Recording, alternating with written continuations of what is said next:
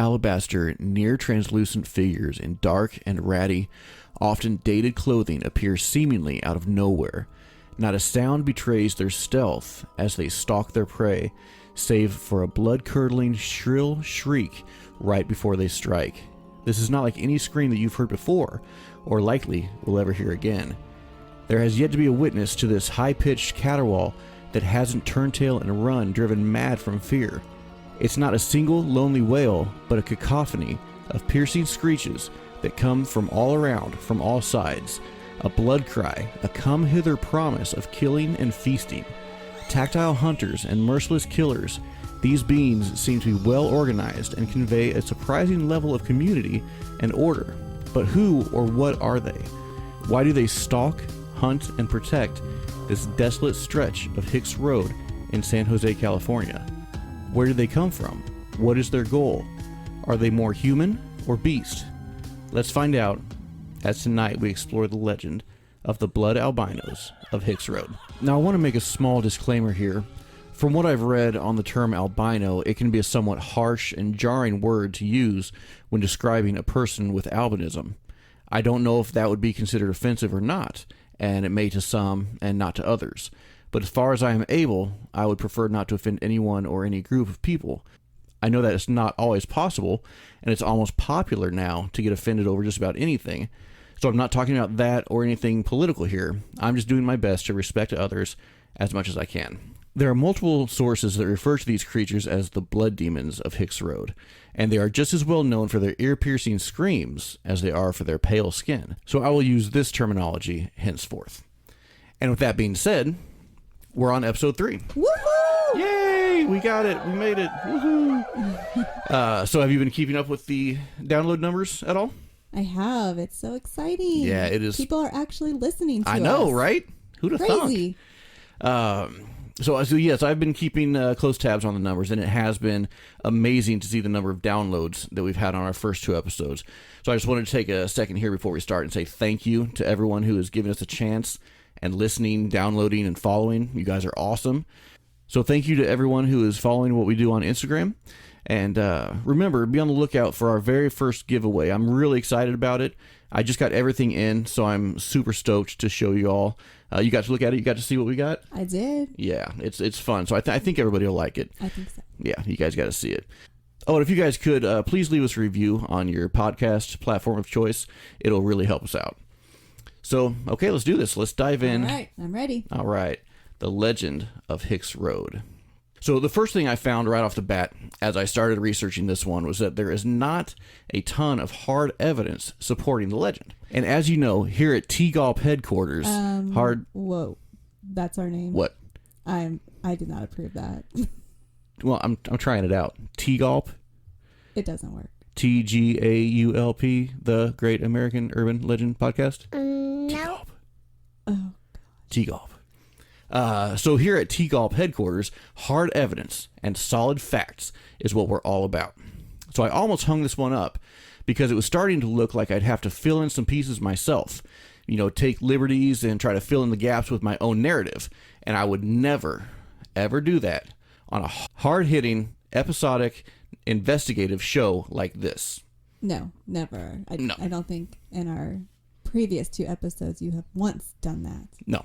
This is strictly fact and nonfiction. But as I dug deeper, unwilling to be discouraged by the obvious cover-up that was afoot, I was led down a completely different path than where I thought this was going to go. I did find that in 1999, a gentleman named Larry Lavelle was released from San Quentin prison after spending 30 months for undisclosed violent crimes and was a Megan's Law registrant. So this guy was a complete creep. So what is Megan's Law? The law that I think it's the law that requires sex offenders' information to be public, something like that. Okay. So this dude was a sex offender, and he was in San Quentin, right? Okay. They don't put tax evaders in San Quentin. Right. Right. After his release, he killed his ex-wife in a home on Hicks Road and fled to the Almaden Hills, where he was considered armed and dangerous and on the run. He was never found and is presumed dead. Now, we can only hope that if this colony of bloodthirsty killers is real, that they ran into this piece of trash and had a good meal on his behalf. Ooh, are they So these aren't people; they're creatures. Well, we'll have to find Okay. out. Yeah, right. It's the blood curdling animalistic screams. The feral hunting. Right. So we just don't know. The legend in its most simple form is this: there is a community or clan of pale, ghostly humanoid creatures that haunt and hunt a stretch of Hicks Road that lead into the mountains. If your car stalls or breaks down, don't get out. If you're asked for directions and what you're given takes you down Hicks Road, find an alternate route. Because if you don't, you will fall victim to the cannibalistic cult known as the Blood Demons of Hicks Road. Ooh, so they are like presumed to be humans. Human or humanoid. Eat people. Yeah. So that's what we have to go on. There's quite a bit of contention as to the relationship of this brood, whether there's some sort of demented family unit a la the Texas Chainsaw Massacre, or something a bit more man-made like the mutant cannibal monsters in The Hills Have Eyes, or even something much more sinister and supernatural altogether, something more ghostly or demonic like the name Blood Demon implies. But whatever they are, if you are unlucky enough to be found along the stretch of road when they're hunting, the jarring dissonance of their bloodthirsty cry may be the last thing you ever hear, as it is reported that hundreds of dark red eyes can be seen stalking along the road just inside the tree line, and they communicate through animalistic screeches that get louder and louder right before they strike. Well, this is starting out super creepy. Right? I'm excited. This is a fun one. So like I said before, it was hard to find any real evidence to support any of this outside of a random report here or there of hearing things that sound like animals screeching but coming from human throats, or red eyes that seem to track movement along the roadside.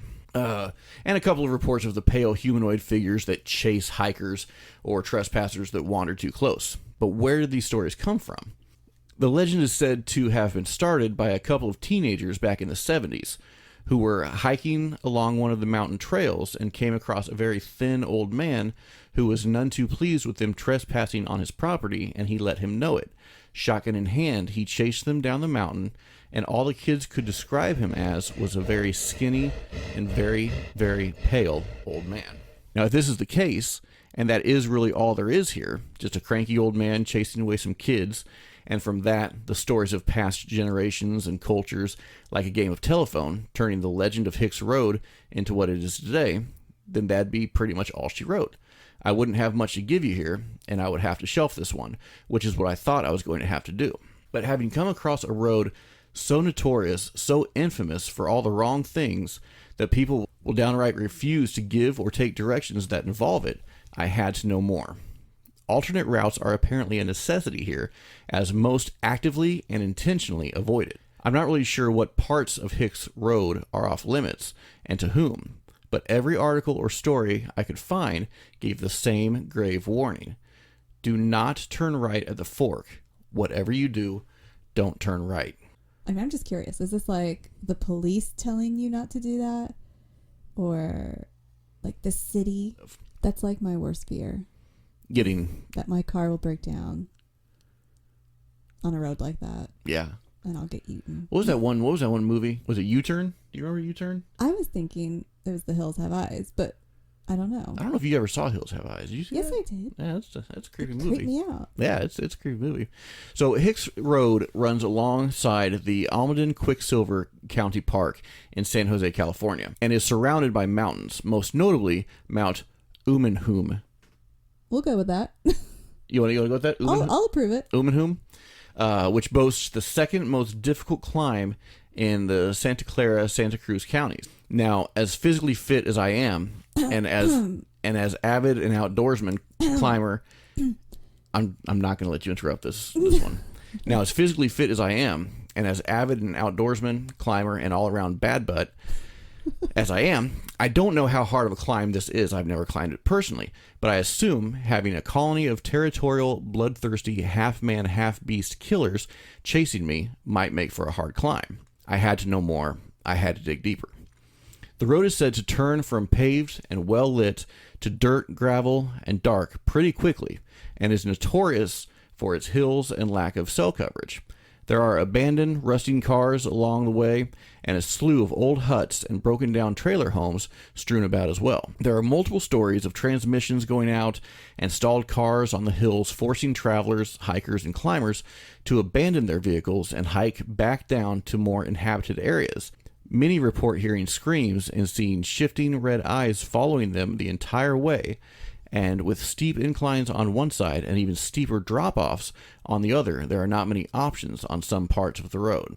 One unlucky traveler, or I guess we'll say lucky traveler, was headed up Hicks Road to Mount Euphemia for a climb when nature called. Being in a remote, thickly wooded area, he thought nothing of jumping out and taking care of business. But he is reported to have said that halfway through relieving himself, he noticed a few pair of red eyes out in the distance. Chalking it up to his headlights catching the reflection of some deer eyes or something like that, he didn't really give it another thought. That is until the few pairs blinked into hundreds, and they seemed to be getting closer. Not wanting to feel foolish or give in to his imagination, he forced himself not to freak out, quickly finished and zipped up, and made his way back to the driver's side door. He had left his door open and the engine running, and he credits that with saving his life, because as he headed back to his car, the eyes began to frantically and chaotically dart about and to move closer at an alarming pace. He jumped into his vehicle and slammed the door shut just as he heard what he called a demonic howl, and the first of a few hundred very thin, pale humanoid creatures erupt from the tree line. Mouths agape, hungry and salivating, they rushed his car, arms flailing, red eyes intent.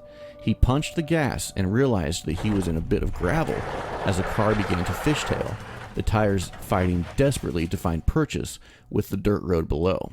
The last thing he remembers before getting out of there was one of the creatures slamming against his driver's side window and clawing at the glass. He is reported to have said that just for a moment their eyes connected, and all he saw there was pure evil as his body went cold with fear. Wow. Yeah, that's pretty intense. That's intense. That is intense. So it makes me think that, like, this is just like a community of people that have kept themselves locked away, like out of the sun. That could make them really pale if they never see the light of day, ever. Well, yeah, and there is a thought that this is simply just some humans gone crazy. Not even gone crazy. This is just some folk that live up there in the hills that don't want to be bothered and are gonna chase people away that come up and bother them. You know, because who knows how far fetched these stories are. Right. Because even if you're outside in the middle of the night, you're gonna start imagining that things are happening. Right. Exactly. And you know, since there already is a bit of lore and legend there, to add your bit of story to it is, you know, it's not something I would ever do, but it's, you know, it's fun. That's a fun thing to do. So these stories could be fictional, they could be real, but that's what we're here to do, is to suss out the truth. All right.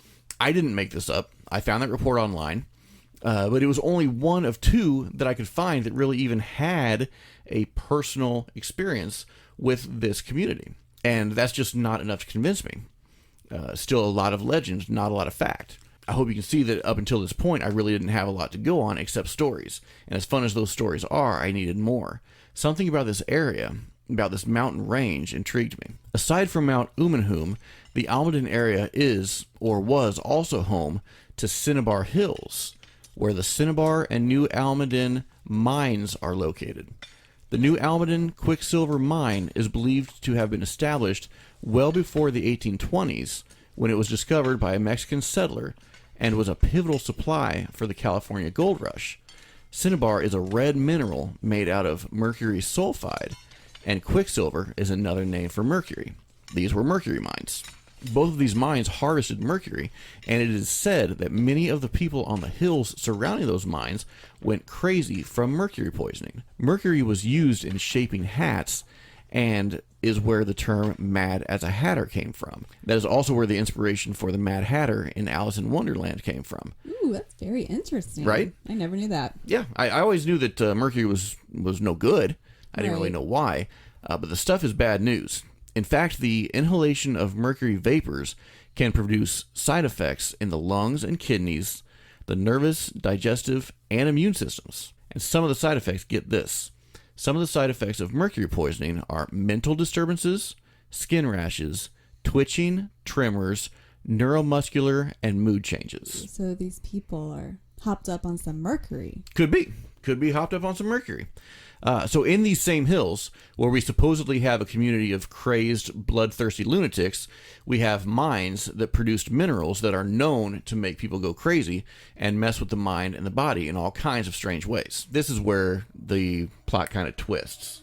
Now, along with the mines, or maybe because of, there was also the Agnews Insane Asylum, or Cinnabar Hills Asylum, as it was known to the locals, nestled high on the hills overlooking the mines and the old dirt road that leads to it. Is this Hicks Road? Yes, which is Hicks Road.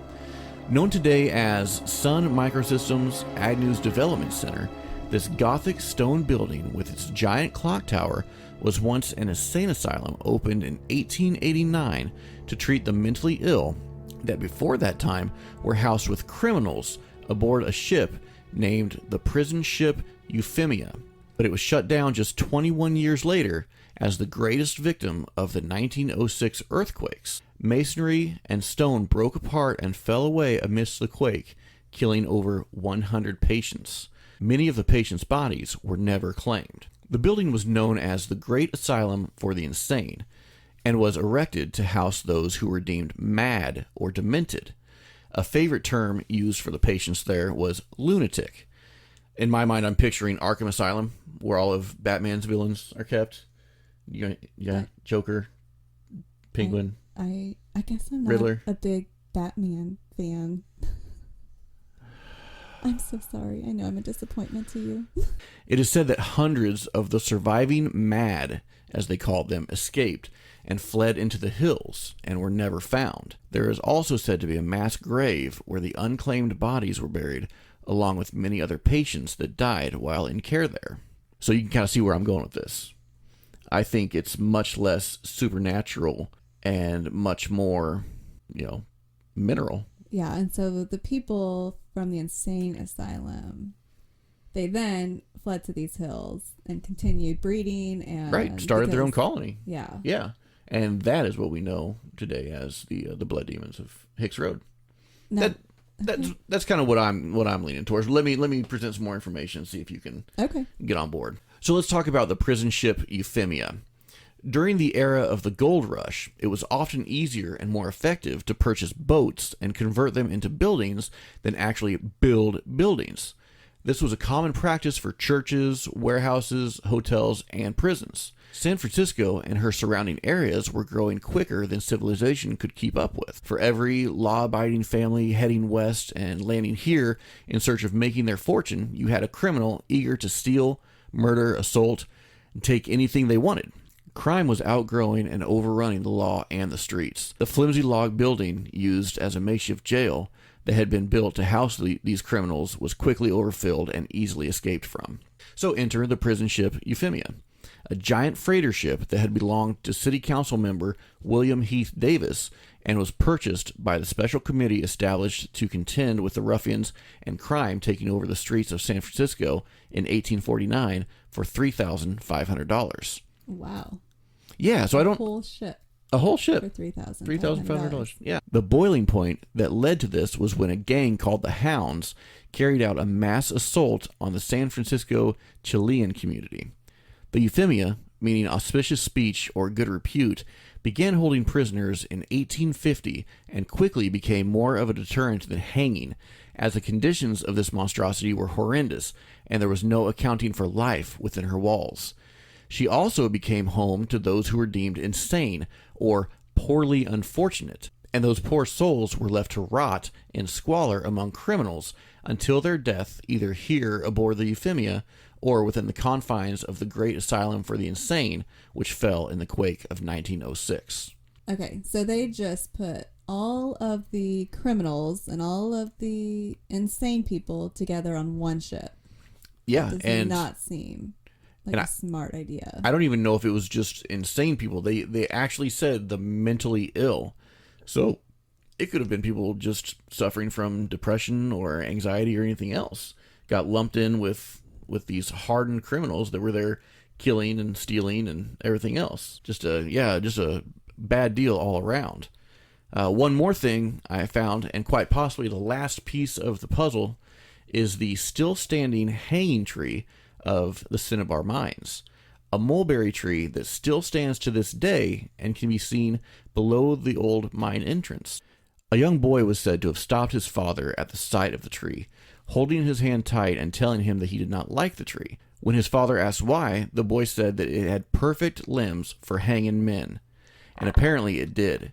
From 1846 on, and even as late as 1933, when 2 men were hung for the kidnapping and murder of Brooke Hart, a department store heiress, executions, whether sanctioned or not, were carried out by hanging at this location, directly below Hicks Road and the Cinnabar Mines. And it is a mystery in itself as to how this tree is still standing, as it is reported that miners burned 700 cords of firewood a month that they harvested right there outside the mines, but never cut down that old mulberry tree. Okay, so I find it really interesting that in all of our stories so far, all of these locations have multiple things going on at once. Right. So it's not just that there is the insane asylum and just the reports of the creatures with the red eyes. There's also a hanging tree thrown into it. I think that all plays a big part in these stories. And the fact that, this story in particular, it was really interesting to read the history, going back to the gold rush era and back to early San Francisco. And I never knew that they used ships, freighters, as buildings. Right. Which, I guess it makes perfect sense if the ships are there, and they've survived the sea, they're super structurally sound. I can't imagine being one of the people working that ship. Oh my gosh, no. It would take a special kind of, probably an insane person themselves to sign up for that job. Yeah, that does not sound like anything I'd want to be a part of. So, there you have it. The Legend of Hicks Road. The animalistic, demonistic, cannibalistic, humanoid creatures that protect and prowl the land. The mines that produced the mercury that made people go insane. The hanging tree. The ship. What do you think? I love the story. I love all of the different facets to it. I think it makes for great lore for this part of San Jose. Yeah, it does. And I think if you're into that, I can definitely see people wanting to go out and take their chances and explore those areas at night. So are you saying that you want to go visit Hicks Road at night? No, I'm a big baby. I can't even watch scary movies at night. I was debating on whether or not to tell you that firsthand account of the guy who was relieving himself and got attacked. I didn't know if that would haunt your dreams for the next few nights or the next time you're driving down one of these country roads by yourself. I know, because you see red eyes. I know, but they're usually possum. Right, exactly. They're not a. But I could totally see this happening on one of our back roads. Absolutely. We live in the country and we've got a lot of back roads that are kind of, they're overgrown and they're kind of creepy to drive down at night. And there's no cell coverage. Nope, no cell coverage. So if your car breaks down at night, you just have to. You're probably going to get eaten by pale, ghostly, humanoid, demonic, cannibalistic. Probably so. Crazy people. Yeah. Yeah, I agree. So I'm not sure which way you guys are leaning. Crazed, lunatic, mercury monsters, or pale, animalistic demon people. But I hope either way, the story was fun and maybe even a bit frightening. I want to say a big thank you to Strange Phenom, who suggested this episode. Go check them out at Strange Phenom on Instagram. And thank you to Morgan at fruitoflaborpe.com for suggesting that we go a little deeper in our episodes. Great suggestion, and one that I hope was evident that we took to heart in this episode. Guys, you have been an amazing audience these past 3 weeks, and I hope that we are bringing a little fun to you in the small way that we can during these trying times. Be on the lookout for our first little giveaway we have planned. It'll be announced this weekend. Make sure to follow us on Instagram and your podcast player of choice. And again, please leave us a little review there. It would really help us out. Thank you all, and until next time, I'm Micah. And I'm Amanda. And this has been the Great American Urban Legend. Good night. That leads into the mountains. A voice crack again. Another one. That leads...